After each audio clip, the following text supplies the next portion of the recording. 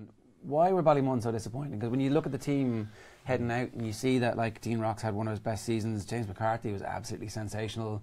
That hit that that Mossy Quinn referenced there has gone viral on the internet immediately. It looked like Nathan Mullins was like knocked out. He was so slow to get up. It was a peach. It was one that you just dream about.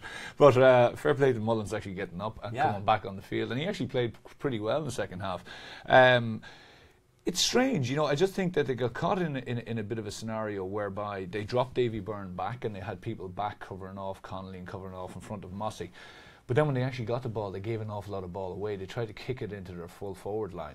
So obviously John Small's brother is in there, who's been having a very good year. And they tried to find him very quickly and very early. But Vincent just dropped Ger Brennan back. So Ger Brennan, who doesn't particularly like marking anyone anyway, was given a free role. And not only that, but he also had one of his two midfielders in beside him. So they just kept kicking the ball into them. So basically, I think they got caught playing into the system that Vincent set the trap and they fell right into it.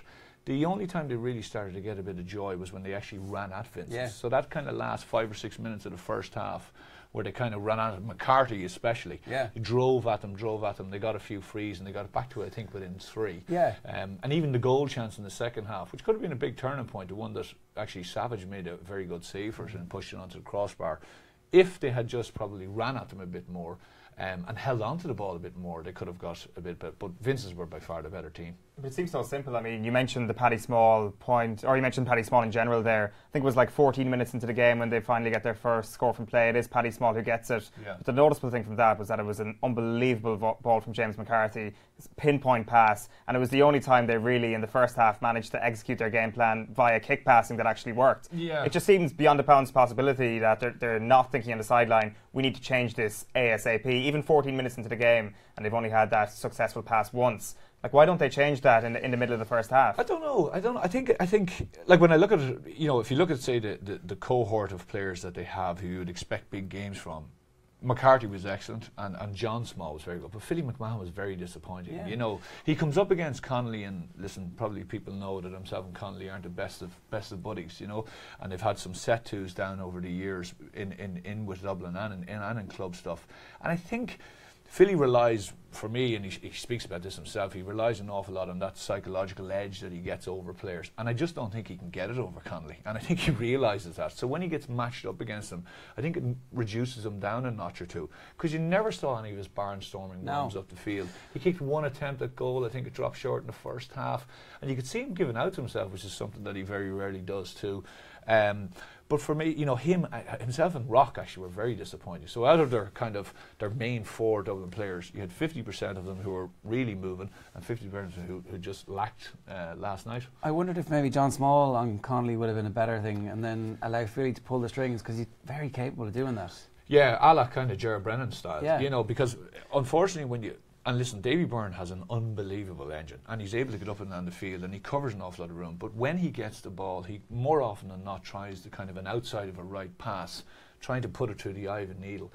And last night, Vincent were just ready for it. I think he kicked 3 or 4 balls in the first half, and most of them were cut out or were kind of 50-50, and Vincent's ended up winning it. The only one, as you say, which was an unbelievable pass, because I was saying, that's another one that's going to give away, was McCarthy's one into Small. But they just lacked that. I think, to get back to your point on it, it's very difficult to change it, I suppose, from the sideline, because your players are in that mode. You could see McCarthy, I think, at one stage, 4 or 5 minutes at the end of the first half, where he got fouled and he turned around and he started to kind of roar at a few of the fellas, basically to say, like, up your game, you know. And to be fair, they did up it in the second half. So I thought, just that last 10 minutes before half time, and the final point on this, I thought that Ballymun had got to grips with Vincent, and actually we're going to start squeezing them off, but Vincent just kind of used half time to sit back and go, okay, that's what they're doing, let's change our game plan. Like having Mossy and having Ger Brennan at opposite ends of the field with Connolly in between, it's this kind of perfect club team where you've got like 30 years of inter-county experience with the two lads, and then possibly the best footballer in the country who has something to prove at this time of the year. Yeah, and he was, anything that was done really well for Vincent, he was generally had some kind of part in it. Mossy, I have to, like, I mean, you know, people talk about experience, but his score in that second half where he just needed to settle them, like, I mean, they'd kicked a few wides. They got 1-8, but they hit 9 wides, you know, so 9 scores, 9 wides, hit the post, 2 or 3, I think, into the keeper's hands. They should have had 3 goals in the first half. They could have easily had 3 goals in the first half, and they probably should have had 1 second half. But he just... Mossy, I think, just on that score where he had to get it, I don't know if you remember it, but he was being really tightly marked by Alan Hubbard, kind of feigned as if to go, and then spun back around, and a guy was coming in for a block and he clipped it over the bar. A vital point at a vital stage, because Connolly had missed a few, he kicked a few kind of crazy ones, Mossy had missed a few, and they were leaving the window open slightly. And then, if you remember, Mossy was done for the time wasting on the free. So, you know, they were leaving it, and Ballymun, to be fair, nearly came through it, because if that goal, all he had to do was really keep it on the ground, and if they had got that, it would have been a very interesting last 5 or 6